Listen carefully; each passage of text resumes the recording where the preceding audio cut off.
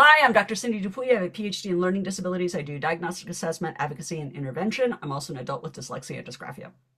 My name is Kim Sharman. I work with kids with dyslexia and dysgraphia and ADHD, and I too have ADHD. Hi, my name is Tiffany, and I also work with kids with dyslexia, dysgraphia, and ADHD, and I'm an adult with ADHD. All right. So the question came up this morning when we started meeting of how do you begin to sniff out if there's a reading issue? Was hmm that so? Yeah. Um, and so Kim, your question to me was what? What I want to know is I know there's a very complex series of tests that must be done to assess a kid with full dyslexia. But if you want to sniff it out and want to do something, um, there are a couple main attributes of a dyslexic child. And I wondered what testing or what kind of initial sniffer test do you do to sense that? So I always do a student interview. So I won't work with a kid until the kid has met me and has spent a little bit of time talking to me because I'm establishing rapport so that when they come in to actually do testing, testing is mentally exhausting and kids don't recognize that the tests are designed to get to the point of failure. So I try to establish rapport really early on before I put them into that dynamic because otherwise they're going to give up, right? Mm. So when I do my intake interview with kids, I'm trying to get them really comfortable and I'm trying to get a sense of where the potential problems are. So I will start with where do you go to school? You know, what grade are you in? Super easy questions for them to answer. And then I will ask them what they like about school and what Mm-hmm. they dislike about school. Mm-hmm. And often the dislike is very telling. So with older kids, and we talk about what classes they're taking, what grades there are, and then I say, let's talk about reading. Love, like, okay, dislike, hate. And that tells me volumes. And then I say, what are you reading? And they will give me whatever they're reading. And then I say, I don't read particularly well. Like the minute you put something fresh in front of me that I've never read before, if it's got complex words in it, it can take me a minute to read it beautifully. You're not expected to read beautifully. And I'll pull up a sample for them and have them read aloud to me. And there are some really interesting telltale things that will happen. I will hear kids say there's too many words on the page. I will have kids say, do I have to read the whole thing? So initial impressions of it. And then I will listen to them start reading. And Kim, what would you expect to hear? I would expect to hear sometimes that they're skipping words, missing words, making up, especially long multisyllable words. They'll substitute a word that looks kind of similar to it. Tiffany, do you know the term prosody in reading? I've heard of it, but can you explain it one more time? Sure. Prosody in reading is actually reading and phrasing hmm versus decoding word by word by word. And so Okay. I will pull up um, for example, Kim, you know the QRI. What is QRI? Quality reading inventory or index. Uh, yes, it's a quality reading inventory. And they have little passages. So I will pull up a passage for them to read. Grade And I'm doing appropriate. that so that I can actually now demonstrate prosody in reading. Yes. Hopefully, I can do this well. Thomas lived in a small town with only 2,000 people. It was June 12th, and Thomas was excited.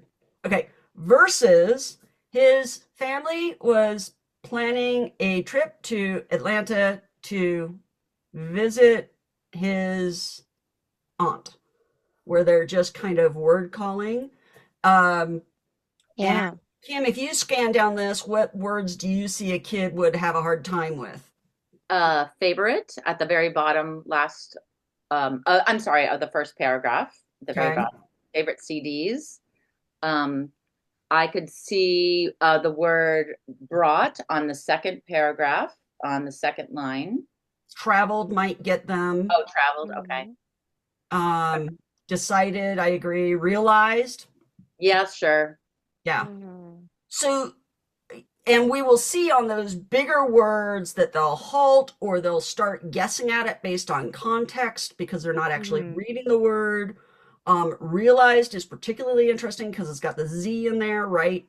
hmm So Tiff, if we followed Kim's um, decoding words, we would divide it between the RE. Then Kim, where would you divide it? Well, Ooh. you could, this is where you have to be flexible. You could either divide before, I would divide after the L. Okay. Mm. And then you've got the I, I. Z, right?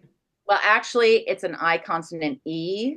Mm-hmm. So it's really a So bit that's a tricky. really complex word. So Yes. that's a Wow. great Yeah. example, Yeah. right? Mm-hmm. So that would be a word that would be particularly challenging for a student. So, so I have them do a little bit of reading, saying, "Look, I don't expect you to read this perfect. Just do the best you can." And then I have some Mm-hmm. kids get up there and they read beautifully. But I have a question. Yeah. A lot of times these kids have survived by memorizing words. So can you tell, even though let's just say they memorized all those complex multisyllable words we just looked at, can you still tell that there's a stilted action when they're reading? Their prosody is still impacted? Or, because I've had kids before, remember that one that breathed funny? And I said, something's wrong here. Mm-hmm. I may not pick it up on that first read, but I'm listening for it in other things. Mhm. I ask kids about how well they spell. If they tell me they can't spell, that's a big Mm-hmm. indicator. Mhm. I will also listen, so I do randomized math facts. So we're going to use Tiffany as a good victim. So Tiffany, what's 8 times 7? Oh no, it's 42, right? 8 times 7. Yeah, it is 42. No, Right? 8 times 7 It's is No, it's 54. not. Oh, wait a minute. 54. Okay.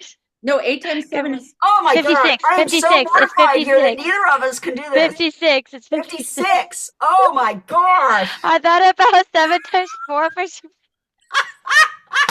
Talk about putting all of us on the spot, right? It's okay. It's a refresher. It's a refresher. It's fine. this is a perfect example that being able to pull pictures, math facts are pictures. Oh, math facts perfectly, yeah. Um, Yeah. the other one that's really interesting is I'll do like 9 plus 7 Hmm. and they'll get 16, and then I'll do 17 minus 9 and I get 6. Mm. Oh. Even though we can't remember our math facts in the moment, just called cold. Yeah. I'm glad I'm not the only one, you guys. It's okay. So that's the retrieval piece. And when kids start repeating the math problem to me, and by the way, Mhm. Tiffany, I always like give somebody grace on that. It's like, yeah, I'm Right. calling on you. Once you get into it, I expect you to be a little more fluid. And then I look Right. at how well they can do like a 2-digit multiplication problem with pencil and Okay. paper. But that's Right. a question of retreat. Like I have a kid whose mother is a very well-known dentist, and we're joking because she memorized all of her math facts, and I'm trying to teach her daughter through song her math facts, and the mom cannot retrieve them.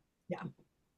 So interesting story is I also memorize it all. Like it's by like sound and I would just only memorize it that way. And then that's probably in some ways why it's hard for me to retrieve it right now. Oh, but that's not necessarily dyslexia, but it indicates memory, Right. Cindy. Is that what that is? It can be. It is it's different ways of doing it. Now, I do calculations in my head.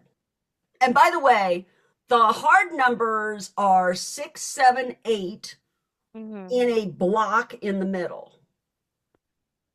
Oh, interesting. Why is that? So 6 times 7, 6 times 8, Hmm. 6 times 9, we've got the rule of 9, so that's easy. Hmm. 7 times 7 is, once you get 7 times 7 is 49, then you're good. But 7 times 8, 7 times 8 times 8, some of those can be tricky for Hmm. kids because they're not easy to mentally manipulate. So you do 2 times anything, you just double it in your head, right? Right. Uh, the nines, I can do the rule of nines because the 2 digits add together to make 9, right? I knock it down Hmm. by 1. If it's 9 times 7, it's 63, right? Hmm.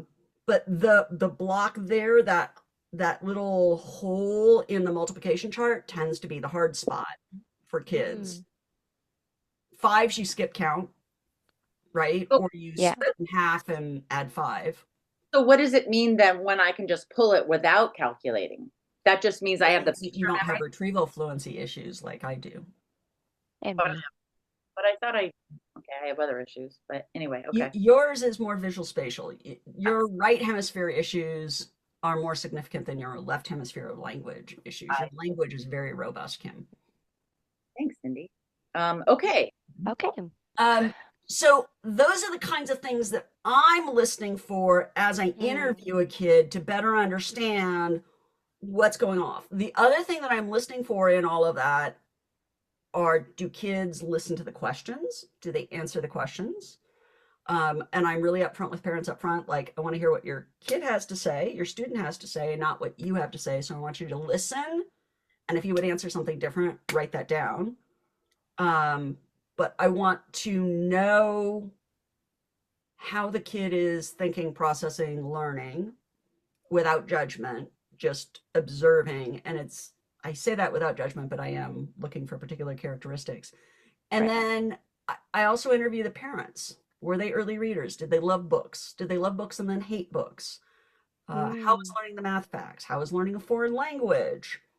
How robust is their vocabulary? Do they make errors in misrecalling words?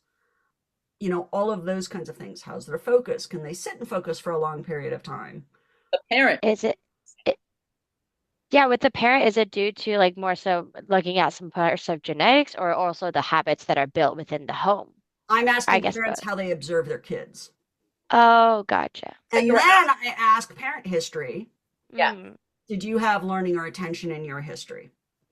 And got it. that gives context because there is genetics. So if there are parents or grandparents or siblings of the parent or in lineage of Mm, dyslexia, dysgraphia, dyscalculia, um, or ADHD, that to me is very telling.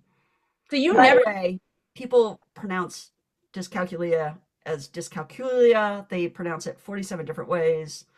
It's fascinating to me. I always call it dyscalculia, and I hear it yeah. 47 other ways. So I apologize if ever the you people never pronounce it in really a different way. do rapid automatic naming tests. Is that something more that a speech and language pathologist would do?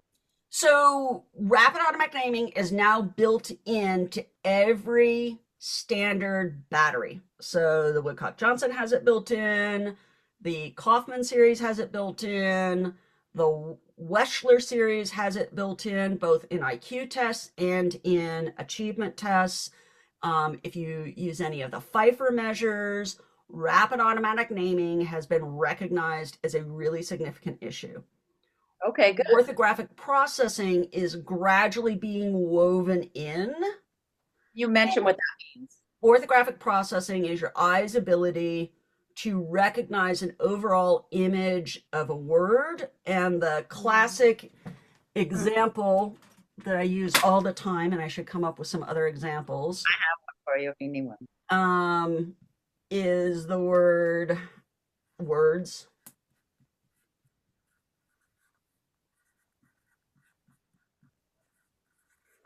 right? Wow.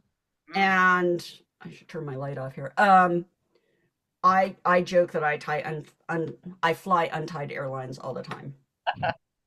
And so if your eye is having a hard time differentiating between those, and that's what I'm listening for when a kid reads, is, are you making substitutions because you're not attending to the internal structure? Mm, I ask them, if they're older students, I say, how's biology for you? What happens when you get to really big words? Do you skip them? Do you attempt to decode them? Do you mm, look at the first and last letter and not worry about it? Like, how do you approach that component? And so I will also openly admit, if people get to me, there's a problem. mm, I'm too expensive to pay for if you are not seeing a significant enough issue. mm. And so people have gone through something to get to me, or they don't stay. Right. Got Does it. that kind of make sense? Yeah. I get a lot of referrals from parents that had evaluations done elsewhere that they didn't feel like the evaluation accurately characterized the student's learning. Hmm. Um, and wanting to better understand what's happening with a student. And I ask a whole series of other questions that most clinicians don't. I won't do an IQ test on a kid until I have firmly determined whether or not there's a problem with attention, because I see a Hmm. shift of 7 to 30 plus IQ points on and off stimulant medication. Wow. A lot of So, parents don't understand that. Can you explain, like, how can my kid not be, is my kid smarter when they're on ADHD medication? Can you explain what that means? Sure. So, ironically, I was testing a kid yesterday, um, and I said, and I upfront said, so if your score comes out lower, it doesn't mean that you've lost intelligence. He was working on a pattern recognition task. He got the first two items right, and then did an impulsive on the third item and completely blew it, and then proceeded to get a whole bunch of other really hard ones right because he didn't take the time to double check on the easy one. mm, He also, when I was giving him, how are these two words alike? He would give me things, well, they're words. And it's like, okay, wait, listen to the task. right. And you've had the example, now think about it. And so that's like not knowing how to kind of dig in a little bit. Um, Also, when you give the memory battery, like there's a couple of memory based tests or time based tests on the IQ tests where you have to repeat things that you've heard. If you're in and out of focus, I get one Hmm. shot. And if you don't hear it, that's it. Be hard. Mm. So I'm looking for inconsistencies in their responses. I'm looking for um, impulsive responses. I'm looking for a lack of attention to detail, a lack of self monitoring, all of those kinds of things. And this particular family, this is a student that I've worked with for quite a long time. The family is deeply opposed to stimulant medication. And it's my job to educate parents not to make that decision. And um, that's why I had the conversation with the student of it doesn't mean that you've lost intelligence points. It shows you how much your inconsistent attention is now affecting your ability to show off what you actually have. So I think of an Mm. IQ score of somebody who's unmedicated that has attention deficit of showing their level of functioning, not their true Mm. potential, but how they're functioning in the classroom, Struggle. the Right. struggle. And then when you put them on stimulant medication and we control that variable, then I actually see what the horsepower is under the hood. Mm. Does That's a that great way to kind of put make it. sense? Mm-hmm. Makes sense. So those are all things that I'm assessing in the moment. So you asked specifically about reading, but let's also digress or sidestep here. I actually have them write a sentence for me, and I ask them to, I give them something that's super familiar, and I say, I want you to tell me but and why. So, what do you want for Christmas and why do you want it? So, two ideas in one sentence. Can you combine the ideas? Mm. Can you write a coherent sentence? Or do you write, I want a banana and I want it because it tastes good? But this is all before, this is a pre-meeting. Wow. People don't understand. Most people don't get this. That's because that's not what their background is in developing how they think about students. I mean, when you think about clinical psych programs, the majority of the time is spent on how do you do counseling. Mm. How long would your intake generally be? Uh, In my intake overall runs about 90 minutes. I spend about 30 to 40 minutes with the students, 30 to 40 minutes with mm, the parents, and then I do, here's the game plan moving forward. Here's things that you can start doing now to help your student. Here's what I would gotcha. propose, and here's why I'm proposing it. Mm. So 90 minutes. Yeah. And frequently I will run over because it just generates more questions. My favorite comment is feels like you've been in our house. Really? Yeah, because I can predict and say, does your kid do Mm-hmm. this? Does your kid do this? Does your kid do this? And they're like, yes, yes, yes. How do you know that? And the answer is pattern recognition. I've been doing this a Pattern. long time. So Nice. hopefully it gives context for kind of the casual what's happening, why, Mm-hmm. so that parents get a sense of the kinds of things that I'm looking for, other clinicians get a sense of the kinds of things to look for. Um, but other clinicians don't necessarily have the luxury of being able to do that initial interview, in part because of fee structures around getting assessments covered by insurance. And then in the public school system, a school psychologist will come in, hit the ground running. They have about 5 minutes to establish rapport, and then they jump into it, and they've got to Move. machine it through because the list is so long. And Mm-hmm. school psychologists, man, you have a tough, tough job. Ultimate respect for you. You have so much to do, so little time to do it, and so little help. And I know you Mm-hmm. guys do the best that you can under the circumstances that you're in, and that you are put in a between a rock and a hard place. You know, what does a kid need? What can the school do? How can you allocate resources in a way that is workable under the circumstances? Good. That Yeah. helps a lot to explain. Yeah. Yeah. Thank you. All right. Well, we'll see you All again. right. Let us know if this is helpful. Thanks.